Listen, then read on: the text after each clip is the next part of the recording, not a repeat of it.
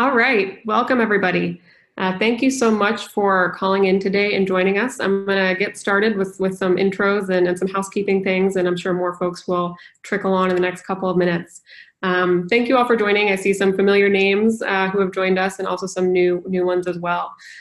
So my name is Catherine Brobston. I am not Catherine Marhenke. You'll hear from her for most of our webinar today, but I work at Hustle and I am our education account manager.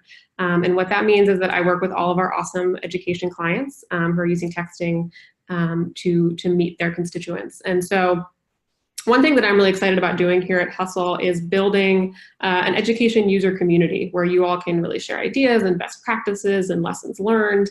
I came from higher ed advancement, and so I know how important that is to all of us. And so I'm excited to continue that here at Hustle. And today, I've worked with Catherine for a while now in this role, and Catherine and I both have heard from people as they're thinking about texting, okay, we've done it for perhaps this one broad-based outreach, whether it be a giving day or fiscal year-end giving or calendar year-end giving. What do we do next? How do we really incorporate this as more of a broad-based channel in our shop? And so that's what Catherine's going to be talking about today. Colgate University has been a wonderful partner for quite some time now, and they do a great job of using texting across various kinds of outreach in their shop. A couple housekeeping things very quickly. The webinar today is structured to run about 45 minutes. And so about half of that will be Catherine presenting on their wonderful work at Colgate. And she's going to provide you with some great examples and lessons learned that you all can use in your own areas. And then we've saved plenty of time for questions. So please feel free to be submitting questions as we're going through. You don't need to necessarily wait until the end, although I'll give you a reminder to submit those questions via that Q&A button once she wraps up, and I'll ask a few to kind of get the ball rolling. And with that, I will turn it over to Catherine. Great, Catherine. Thank you very much. Sorry to confuse everyone out there today with Catherine and Catherine presenting. I just wanted to start off by thanking Hustle for inviting us to be a part of this webinar today. We've been a client of Hustle's since spring of 2017, and we have really enjoyed our work with the platform and our partnership with Hustle. So I'm really glad to be here with all of you today, and I hope that some of what we have to share is helpful to you in your shops and the good work that you're doing for your institutions. So just to give you a little bit of information about Colgate, I think it's helpful to know about the organizations that people are sharing information from, because I think it's important that we think about how we scale someone else's program to work with the school or the institution where we are. So just give you some info about Colgate and who we are. We're a national liberal arts university. We are located in central New York. We have just under 3,000 students enrolled. We have D1 athletics, which makes us a little bit different than a lot of our peer schools. On our annual giving team, we've got a team of 13 people, so we're not a small department. Last year, we raised $3.5 million in annual giving dollars, and 7.8 of that was unrestricted into our the Colgate Fund. That gives you just a sense of our scale and our scope. We had 46% alumni participation, giving participation last year. Over the last 3 years, we've seen growth in both our dollars raised and our alumni participation rate. And we've had Hustle on board with us for 2 of those last 3 fiscal years. And we really feel as though the platform has helped us achieve some of that growth. And so we want to give a shout out to Hustle, the great product that it is, for helping us achieve some of our big goals. So now you know a little bit more about us, and I will jump into what it is that we do with texting. So I know many of you are here today either because you're already a client of Hustle's and you've already jumped on this texting bandwagon, or you're thinking about it. So I'm going to give you just a little bit of information about why Colgate incorporates texting into our platform and why we like it so much. So one of the reasons that we really enjoy texting is because it's a channel that allows us to meet donors where they are. People are used to consuming information in a way that is most comfortable and easiest for them these days, because information is coming at us in so many different ways. And so we find that texting is one way that we can meet a large number of alumni in a way that's actually easy and convenient for them to engage with us. We've incorporated into our multi-channel marketing approach. When we are designing an annual giving marketing campaign, we're taking into consideration all of the channels that are available to us, and texting is just one of our normal channels. So we think about direct mail, email, web presence, social media, volunteer outreach, and one of the channels that we always consider is texting. Is it appropriate? Is it the right time? Is this the right group of people to be reaching out to with a text right now? One of the reasons we really, really love texting, and Hustle in particular, is because of the level of engagement that it gives us with our alumni and our parents and anyone else that we're texting with. Hustle is a two-way platform, and the only other way that you're going to get this kind of conversation is if you can capture someone on the phone. You're not going to be able to send an email, a mass marketing email to a group of people asking them to give to a solicitation and have them respond to you and ask you questions about their giving history, or say to you, I already gave this year, why are you asking me again? And you can clarify with them, no, you actually gave last year, let me show you your giving history. You can't do that with any other form of kind of marketing that you might do with your alumni, but you can do it with texting. It allows people to air their grievances, to get those things off their chest, to ask you questions, to clarify their giving history. There's a ambulance going by window, there we go. And to connect with the university on a deeper level. And I've got examples of some of these things in the slides that I'm going to show you in just a minute. So I think, Catherine, there we go. One of the questions we get oftentimes is, so I understand how I could incorporate texting into annual giving, and that we might text during a giving day, or we might text at the end of the fiscal year, but what else can I do with this platform? So here's some examples of some of the things that we do at Colgate outside of solicitation that I think could be used for lots of organizations, or that you might be able to find ways to take these examples and tweak them to fit your organization and your goals. So some of the things that we do is text for event registration, especially regional events. We might send a text out to a region where we have an event coming to say, hey, we hope that you heard that this is happening. Are you interested in coming? Can I send you a link to register? And that gives people an opportunity to ask more questions about the event, to get some more information, and of course to register easily online through their phone. We also use it to send event reminders. So to attendees that have RSVP'd and said that they are coming, we'll send them a text and say, don't forget that it's happening tomorrow at this building. Can't wait to see you there. We also used it for last minute updates, either to let people know that a venue has changed or that there's been a change in the program or something like that. Other ways that you can use it that we've used it in the past are for stewardship. We did a great stewardship project last year where it was actually the first time that we had a student hustling. Normally our staff hustles, which I'll talk more about later. So in this instance, we had a student sending a text message on Colgate Day. I don't know how many of you are familiar with that, but every Friday the 13th, 13 is our lucky number, so every Friday the 13th is Colgate Day. It's a day that all alumni celebrate all things Colgate.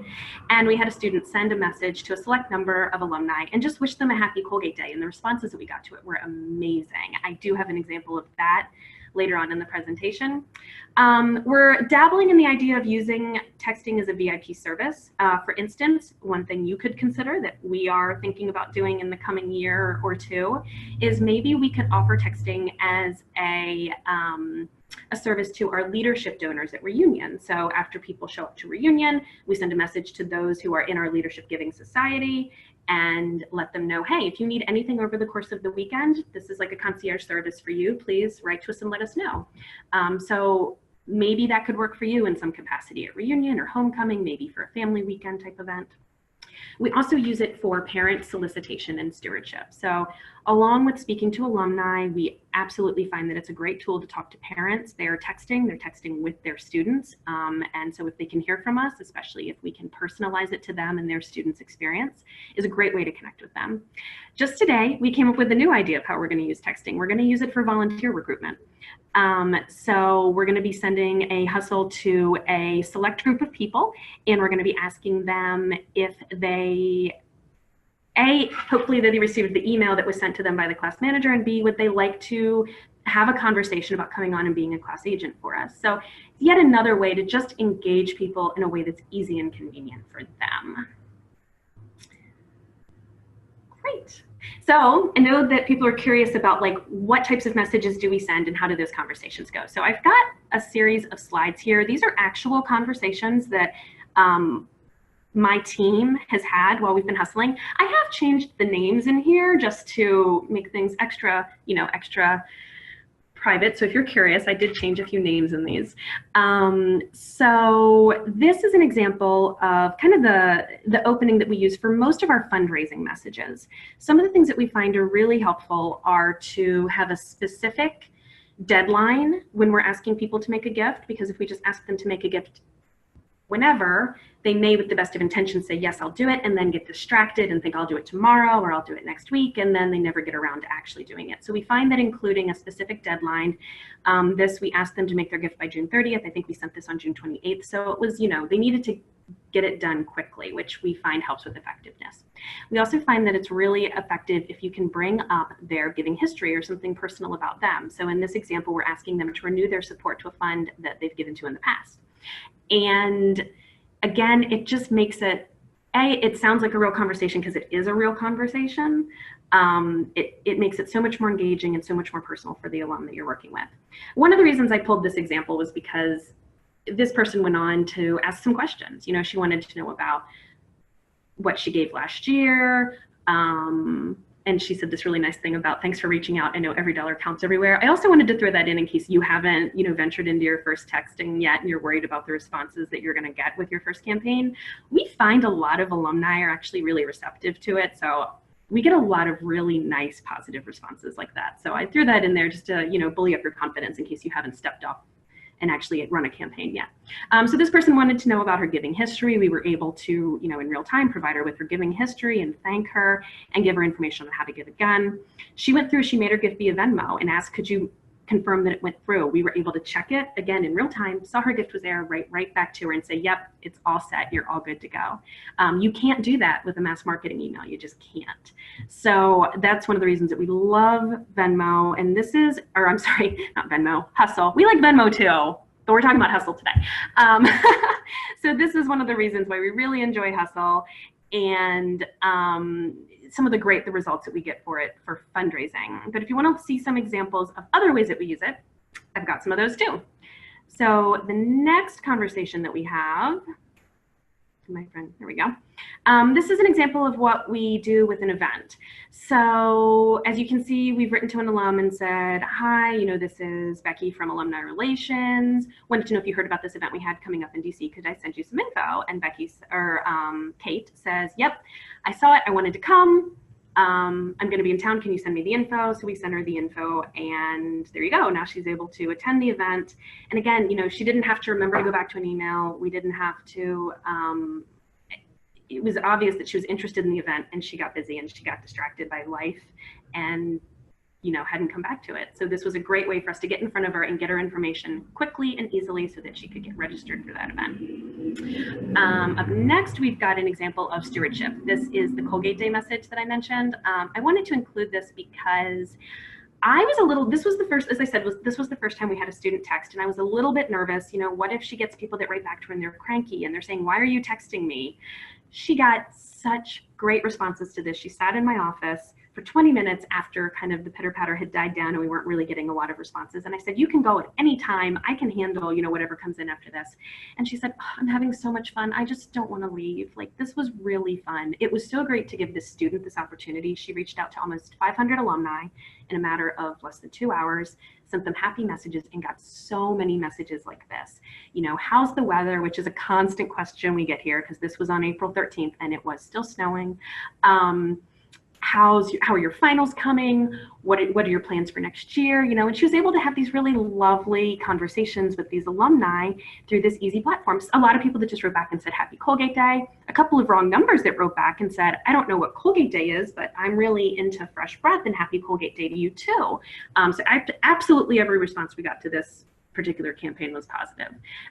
So we're definitely going to find more ways to incorporate stewardship into our texting strategy in the coming year.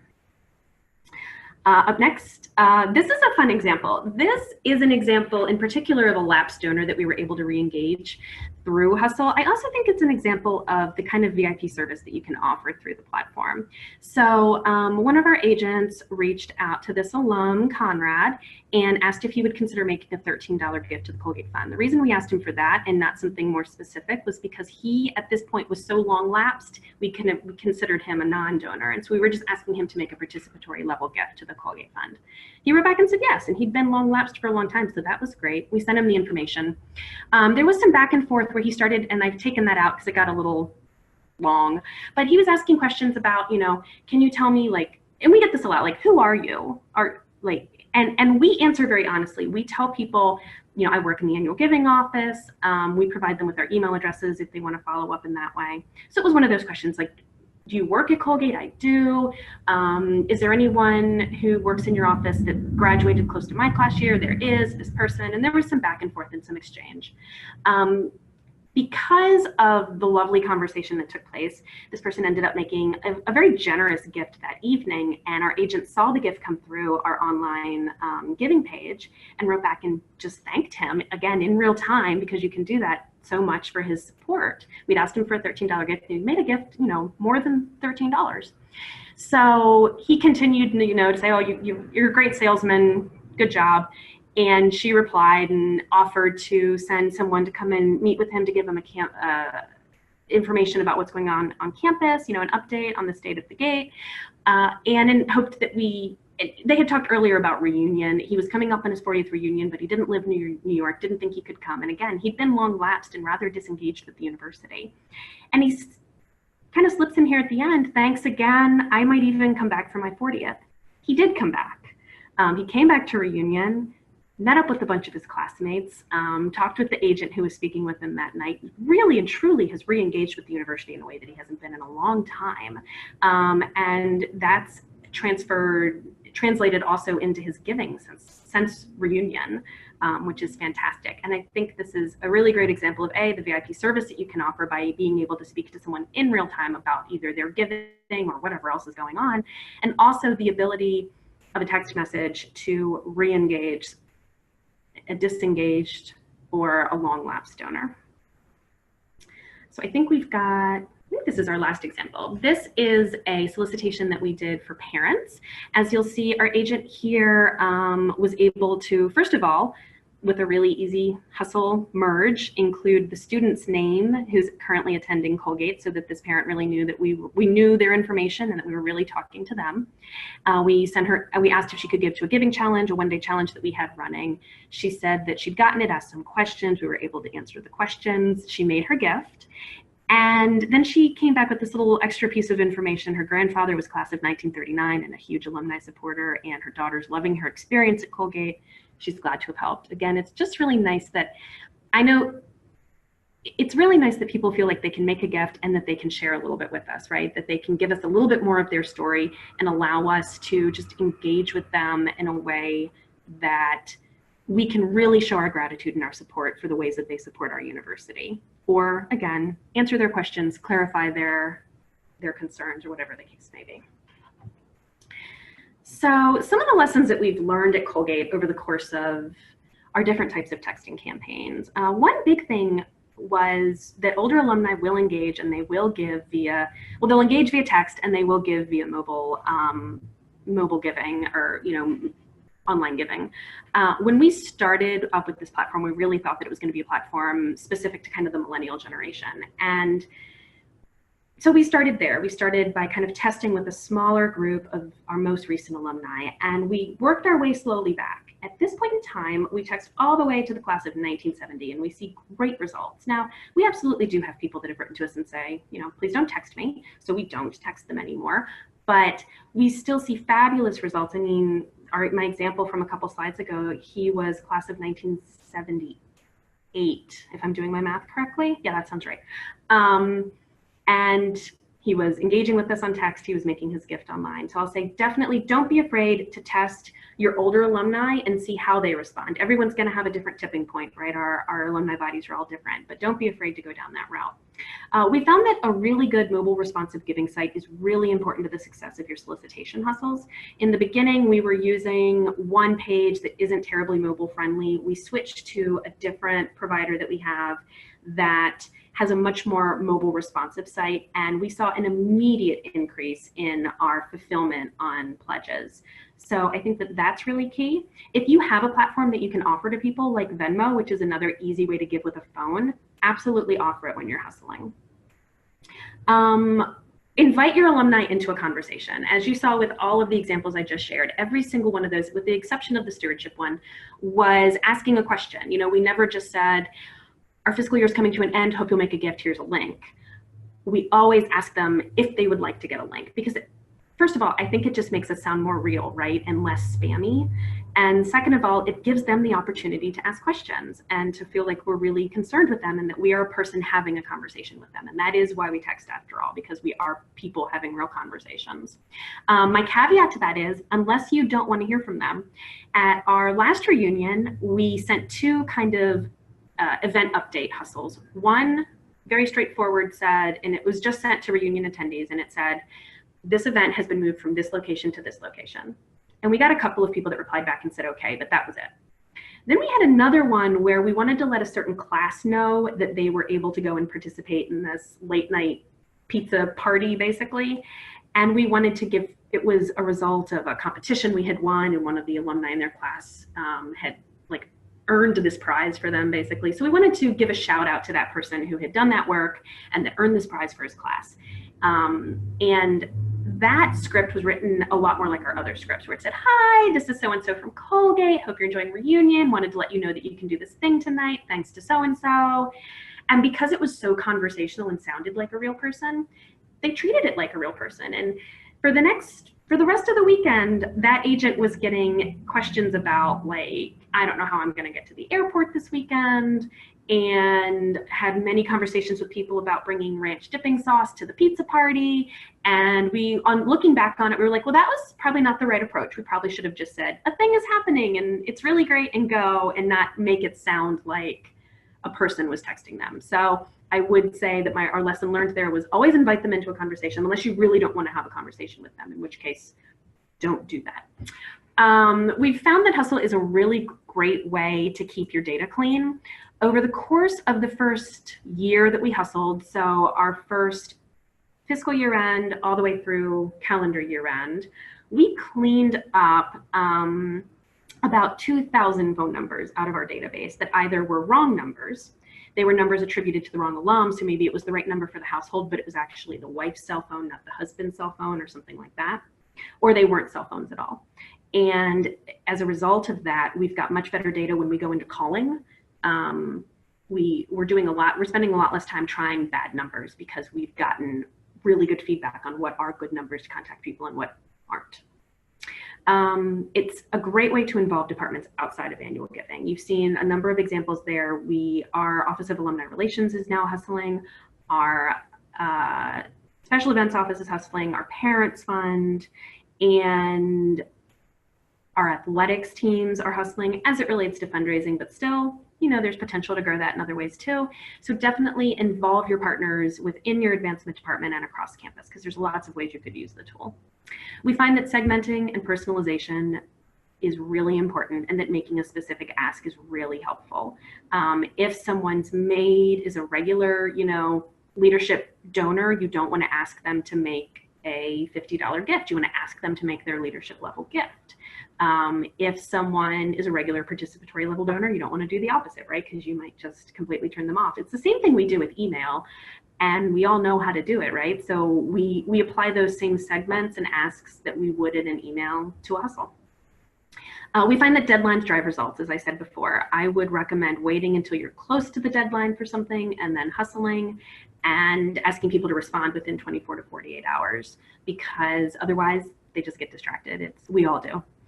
And the other piece that I would say that is a really important lesson that we've learned is that you should keep this platform fun. One of the reasons that I think Hustle is so effective for us is because our team genuinely enjoys it. When we hustle for especially our big fiscal and calendar year end, we gather around a table together.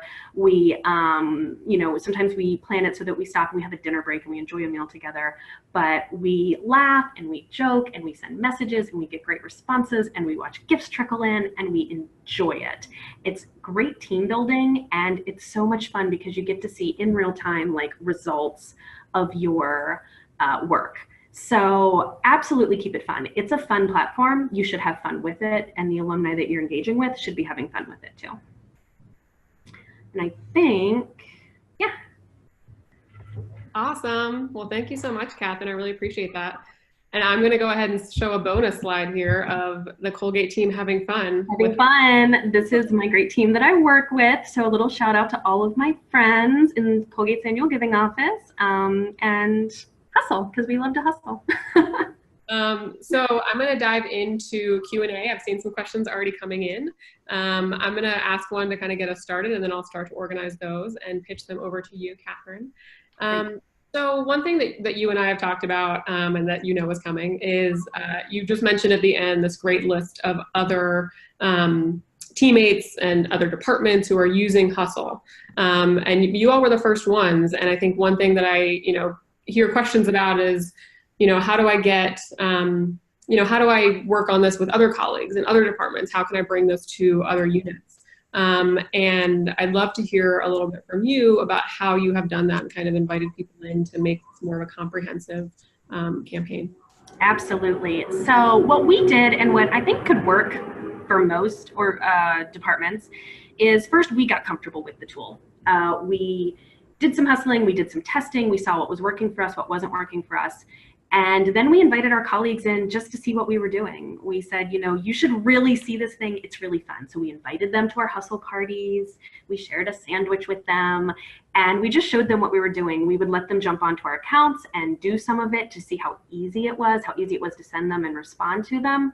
And that got the conversations going. That got their wheels spinning. It wasn't that we sat as the annual giving office and said, well, you should do this and you should do this. Because they know best how their work needs to get done and how to engage with the constituents that they're trying to engage with. So what we found worked really well was just to invite them into what we were doing, tell them about the product and how we were using it, and kind of let them experiment with it a little bit, and then start thinking about how they could apply it. And then as they were having those ideas, well, we could use it to send event invitations. We could use it for this. We're like, yeah, you absolutely could. And then we helped them, because we were underfoot engaged with the product, knew kind of what we were doing at that point. Then we were able to help them get up and running with it. So now they're running their own campaigns with really little assistance from us, but we were able to help get them up and going. I also hear from people, what do you do about conflicting schedules? I want to send a message about a event and you want to send a solicitation. So because we kind of brought the product online first at our office, it lives in the Office of Annual Giving with us, and we have one person who's in charge of sort of the schedule of who is sending what and when, to make sure that we're not overlapping. I definitely think that's important, that you have some point person amongst all your users who's able to maintain a schedule of what populations are being touched and what the messages are. But it's a pretty easy thing to do just once you know who that point person is. Yeah, and I think one thing that you all may have noticed, if you all are already Hustle clients, is a new accounts feature, which helps with some of that. You can have an account admin, and they can see all the orgs and what's going on there to help manage that. So I'm going to start to throw a couple questions your way, Catherine, from the audience here. So one very easy question I can answer is that there will be a recording sent out, and you can see the slides after the presentation. So don't worry, Catherine's great information won't be lost. A lot of folks are curious about your mobile giving site. If you can share what site you use and whether you've seen any difference in performance when you use Venmo or the site. We don't do one or the other. I'll answer those backwards. So we tend to say, just like I had in that one example, give online here, and it is a clickable link. And if they click it, it will open up the browser on their phone and take them straight to our giving page, or through Venmo at. And we link our Venmo handle in the same way, so that if they were to click the handle or the link to the handle, a pop-up happens that says, would you like to open your Venmo app? And you say yes as a user, and it takes you right to our Colgate Fund account to make your gift. So we offer both. So I couldn't say as to whether one or the other would work better, because we just offer both. We are using Give Campus Forms product for our mobile giving right now. They have a really good mobile responsive site that's easy to customize to different campaigns and to track with trackable links. And so we like that because it allows us to get better data about who we're able to see from Hustle, how many people we've attempted and how many people have responded, and if those are positive or negative responses, or pledges or not interested. From that, we're able to parse it down farther on the Give Campus side using trackable links to see how many people actually clicked and how many people from those clicks made gifts. I know there are other, online giving vendors that could offer similar things, but that's the company that we use. Great. Got some clarifying questions around how many people you do generally text in a year with Hustle, and what age group you go up to. So we go up, I should guess, back to the class of 1970. So age-wise, that's, math. I think they're in their 60s, 70s? I think in their 60s, if I'm doing my math right. And like I said, we've had really good success all the way up to the class of 1970. That's getting, right on the cusp of 50th reunion. So next year we'll be texting our 50th reunion class, which I think is pretty exciting. The other part of the question was about how many people over the course of the year are you texting? Yes. I don't have exact numbers. I do know that in our fiscal year end our calendar year, our most recent calendar and fiscal year end, each of those Hustle campaigns was just under 8,000 people. Now, a lot of those were duplicates that we texted again because they still hadn't made a gift, but not all of them were. Some of them in the calendar year end were fall only donors, and some of the fiscal year end were spring only donors. So that was probably about 10,000 people, I'd say. So we're not shy. We don't limit it to a really small group. We do, we like to cast that net wide. And if they don't want to hear from us that way, then we don't contact them that way anymore. But we like to at least give them the option to engage with us through the platform. Yeah. And then just another kind of sub question to that. For parents, do you kind of cut off at a certain age or, group, or how do you do that?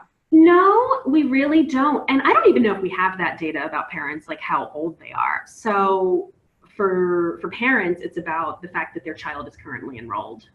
Or I believe we've also texted to, there are some parents we have that even though their children have graduated, they've stayed engaged with the university. And so they could roll into a texting pool as well because they are donors and we do like to engage with them and they're still important constituents. As a rule, I don't think we would just text lapsed parents if they weren't otherwise engaged. But for parents, there's no real age cutoff. It's just their child is currently enrolled, so we'll contact them. Great. So this one is a little bit of a thought experiment for you. You mentioned that you have, a 13-person annual giving team. Mm-hmm. The folks on the line have smaller teams. So, if you were a small shop, 2-3 people, how might you approach incorporating text message? So I think, and I've definitely been asked this question before, and I've been in that place before. I've worked at other organizations where we didn't have the human resource that we have here, that I'm very grateful to have here. So I think what I would do is, it was one of the reasons why I explained a little bit more about Colgate so that people could think about scaling to their organization. So I would say then, if you're thinking about, we have a limited resource to devote to this, prioritize it. Like, what are the constituents that you think might most need this attention, and focus your efforts there before you just expand to everybody all the way back to the class of 1970.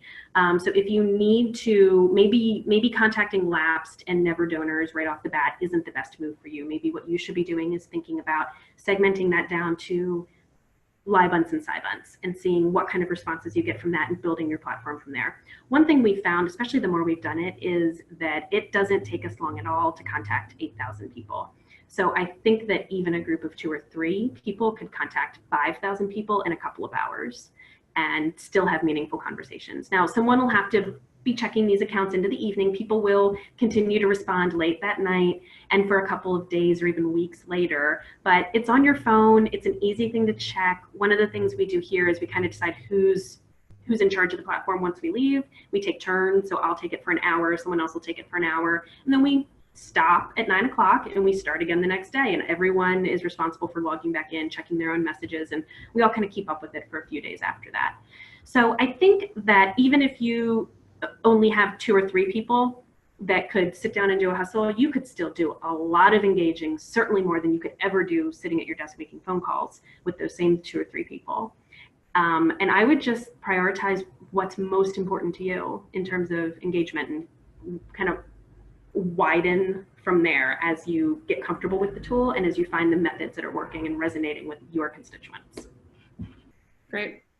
A lot of you will notice I'm combining some questions with others. We have a lot of questions coming in, a lot of attendees, so I'm doing my best. If your specific question doesn't get asked and answered, I will follow up with you after to make sure that we can have that conversation. But a lot of questions are coming in about CRM and data and how you manage that. So could you share kind of what CRM you use and how you get data between that and Hustle?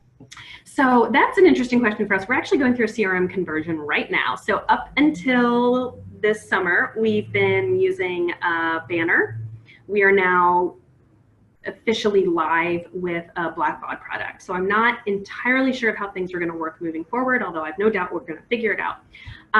But what we did before, and what makes sense to me to do kind of regardless of your CRM, you have customizable fields that you can load into your Hustle data when you are setting up a campaign. So one of the fields that we load is a unique ID. It's the unique ID that's associated with our alumni or with that individual in our CRM.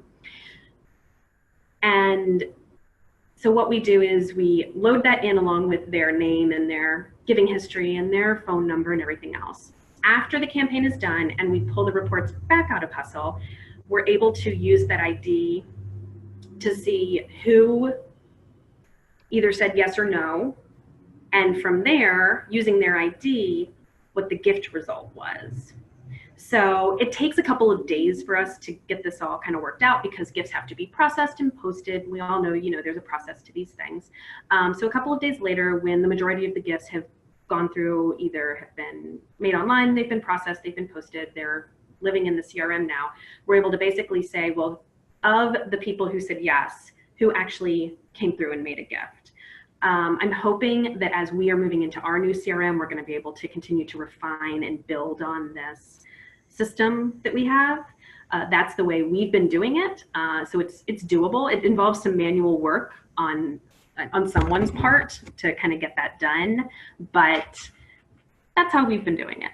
Right now, we are not keeping track of the fact that these people we're not loading an appeal code onto records, for instance, to say that they received a Hustle. I think that's something we're actually going to be doing moving forward with our new CRM, which will give us more information about how often we're contacting individual people and hopefully what the results of those contacts are. So it's an ongoing project for us. I would definitely recommend that you have a serious conversation with either your IT department or your operations department, whoever's handling those types of things in your office, to think about how that process is going to go from start to finish. Yeah. Kind of a data adjacent question around tags here. So do you all use tags? And if so, kind of what's your strategy?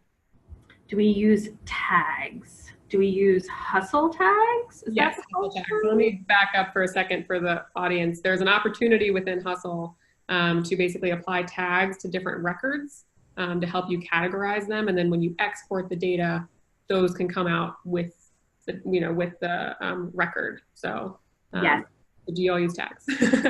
Thank you. It took me a second to catch up with you because our new CRM has them too, and for a second I was confusing myself. Gotcha. Yes, we do use Hustle tags. Hustle has a built-in feature where if you are saying that someone is an opt-out, that means that they're going to, when you export your data, that opt-out flag is going to be exported, and it will also, correct me if I'm wrong here, Catherine, it will also be flagged in Hustle's software so that if we were to try and contact that phone number again, your software would not permit it because the person has opted out. Yes. So that's great, but it wasn't giving us all the information we needed on export. So we have built tags for wrong number and for other solicitation codes. So do not solicit and do not call, because sometimes we get people that say, don't contact me at all at this number. So we also put a do not call on that number, or people who say, don't solicit me, we don't solicit them, and wrong numbers. And so the great thing with the wrong numbers, so in the beginning, before the tag, we were keeping all these notes by hand, and that was a little scary that, my poor penmanship could mess up that info capture. So now we use those tags to apply that information to people as we're having these conversations. So it's really clear who asked not to be solicited or who we had a bad phone number for. Right. We don't opt out wrong numbers, because if the university was trying to reach out to me, but they had someone else's phone number and that person said, well, you've got the wrong number, we don't want to mark that person as do not text, because if they find my phone number, we want them to be able to try to contact me. So we don't opt out wrong numbers, we flag them as wrong numbers and then update that information in our system. So we can go and find them. And you don't text them the next time, basically. Right. You don't pull them in. Okay. Yep.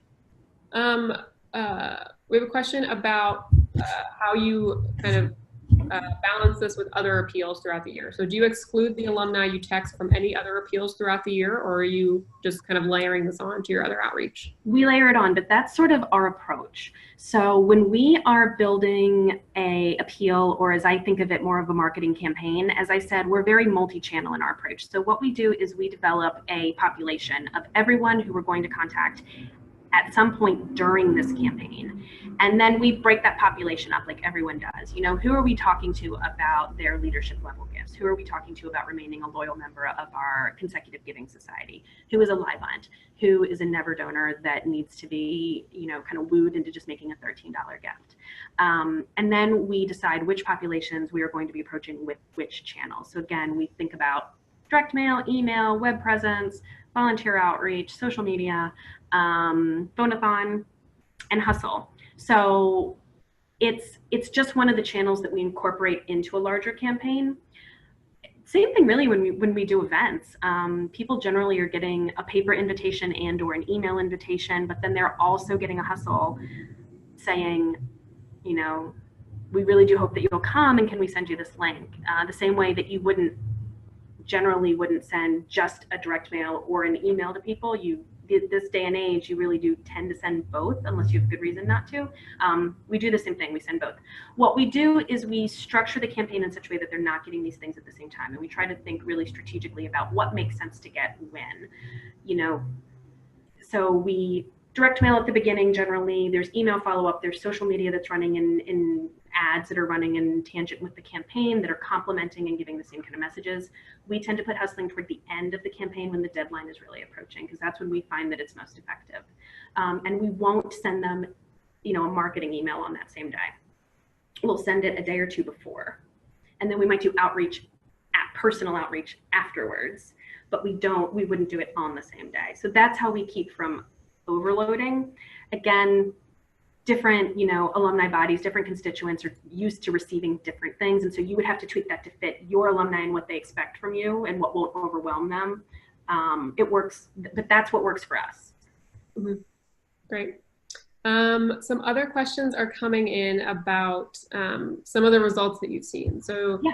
You have a sense of how many, you know, maybe new donors you've acquired or lapsed donors that you kind of re-engaged with Hustle? Yes. So one of the reasons that we actually really love the tool is, I mean, it's great for engaging with your loyal donors, but your loyal donors, you know, are the easiest ones to engage with. One of the things that we found really surprising is how effective it is with side-bunts. You know, we've all got that group of people that churn and they make a gift every other year, once every 3 years, and for whatever reason, they have different priorities, or they have, you know, maybe you're just not as top of mind as we all want to be, and they just forget us sometimes.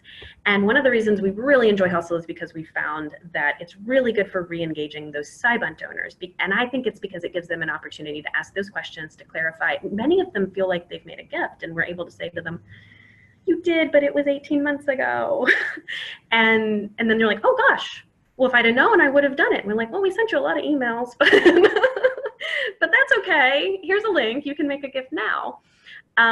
So I know that I don't have off the top of my head the specific donor type breakdown for our two big campaigns last year, our calendar year end and our fiscal year end. However, I do know that between those two, the gifts that we can attribute back to Hustle made up 1% of our alumni gifts for the year. So for us, those are tremendous results. You know, if none of those gifts had come through, that would have been rather disappointing for us to be a percentage down in alumni giving. So those are important gifts for us. Altogether, that was, you know, 360 gifts or something like that. And that was just from those two big campaigns. That doesn't take into account smaller campaigns that we ran throughout the year. So I'm sorry that I don't have more concrete data on that right off the top of my head, but. No, that's great. So we are just officially, for everybody, we're at 45 minutes. Catherine, if you have, 5 more minutes, we do still have some questions that are coming in. But I did just want to give people that high sign that we're at that 45 if anybody needs to jump it off. So I'll keep going through maybe 3 more questions and then we'll wrap it up, and I'll do my best to follow up with folks who didn't get their question answered. So question around how do you craft scripts? I think we all kind of get text messages now, and I think the great thing about Hustle is that you can tell they're from a person, but you have to craft it in a way that makes it clear that it's not spam, right? And so how do you all go about doing that? How do you make sure that it feels personal and that people are kind of more eager to respond? So one of the things that we do, like I said, is we include personal information where we can and where appropriate. And because Hustle allows us to load in things like last gift designation, last gift amount, last gift date, we're able to say things to people, like I showed in that one example of, will you renew your support to the Shaw Wellness Fund or to the swimming team or to the Colgate Fund or whatever their gift may be. So I think that's one way that people know that, they're talking to a real person. Then we have a few people review these messages. Sometimes when we initially write them, they sound kind of like a marketing email because that's just a lot more of what we do day to day.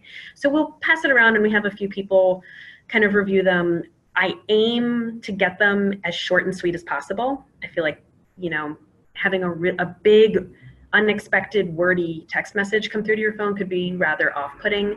It's hard though, because we have a lot we want to say. We want to let them know we're a real person. So we want to give them our name. We want to let them know who they are. We want to thank them for giving in the past if they've done that. We want to ask them something specific and give them a deadline. Like, it gets tricky. So we really look at them closely and carefully and look for words that we can remove. Like, can we say this without this word or that word? We like to throw in emojis to make them fun, to make them seem a little bit more, again, like a person sending them. And I think we just try to make the tone of them sound like a real person. The other thing is your agents have the ability to go in and change their base script. I always tweak mine a little bit. So we set up, kind of the launch script, as it were, that blasts out to everybody, not blast, but as you're hitting go, goes to every single person. I always go in and tweak mine as an agent to sound a little bit more like me. And I think it's important you let your agents know how to do that and, give them your blessing to just make it sound like them. So I'll change a word or I'll change a little bit of punctuation because it's just not what I would say. So I want it to really sound like me. And that's one way that you can make it sound like a real person, is let the real people that are doing it, say it the way they would say it. Yeah. One just tip that I've heard from other people too, and that I use sometimes, is actually draft it on my phone so that you see what it's going to really look like in that window that it's going to come through. Yeah. That can be helpful too. All right, so 2 more questions. One is about phone-a-thon. You mentioned that you all do, make calls. Mm-hmm. Do you incorporate Hustle kind of directly with that program, or just kind of generally part of the same multi-channel approach? When we got the product, we thought we might. We haven't, for a couple of reasons. And I think there's potential to do it. We don't incorporate it. One thing that we do that might be different than a lot of schools is our phone-a-thons run for a rather short period of time. They run for a matter of weeks in the fall and in the spring, and they don't necessarily align with when we would like to be doing our big kind of hustles. So we haven't been doing that. It's something to consider. It's something we have considered. It's certainly something that's on the table for us, but we haven't done it as of yet. So we really do just treat them like 2 different channels. We've never used Hustle as a way to supplement or support the phone-a-thon, but you could. Yeah, I will say we have other folks that definitely do. Mm-hmm. So that's certainly an option. Yep. All right, so I will end on a little bit of questions about staff time. So obviously, you guys have this crew. Sometimes you have this big group together. But, on a regular Hustle campaign, how many folks are you really kind of getting around a table together or empowering to send those messages? So we generally have, now I'm actually physically looking at these people and counting them. 1, 2, 3, 4, 5, 6, 7, 8. We have, when we do a big campaign, maybe 8 to 10 people around the table. I'll be honest with you, it's not necessary to have that many people for a big campaign. We just enjoy it. And actually we get into arguments sometimes about how many people how many prospects people were given in their pool, because they're like, but I'm already done and she's still going. So that's how many people we actually have around the table. I don't think it's necessary to have that many people. I think you could have the exact same results with 4 or 5 people. We also have 1 or 2 people in our office who are available to answer phones that day, because people can, if they get a number, you know, if they get this message, they don't know who it is and they try calling it back, you can set it up to call to any number you choose. So ours calls back to our 1-800 line. And so we do have people that their jobs while we're hustling are to answer the phones. Sometimes people call and they speak to the agent that they were on the phone with. Sometimes they just call and hear us say Colgate University and they hang up. So they were just confirming it was really coming from us. Sometimes they call and they want to make their gift over the phone. So I find it's really helpful to have someone who's dedicated to answering the phones that day, so that the people that are hustling can focus on that and the phone people can focus on that. So I would recommend having a person, or at least knowing that that's going to happen, and having a phone nearby with that number, that, you know, the phone that will be ringing back if someone calls nearby, so someone can answer it. And honestly, even when we're doing our larger campaigns of, you know, 8,000, it takes us a couple of hours. It doesn't take long at all. And it goes by really fast because it's really fun. Well, I think that's a great note to end on. Any last words, Catherine? Gosh, well, thanks again to Hustle for giving us this opportunity to talk about our program. We really enjoy it, and I hope that all of you that are new to the platform or are kind of thinking about how you're going to expand it have a lot of fun and find that you have wonderful results with it, just like we have.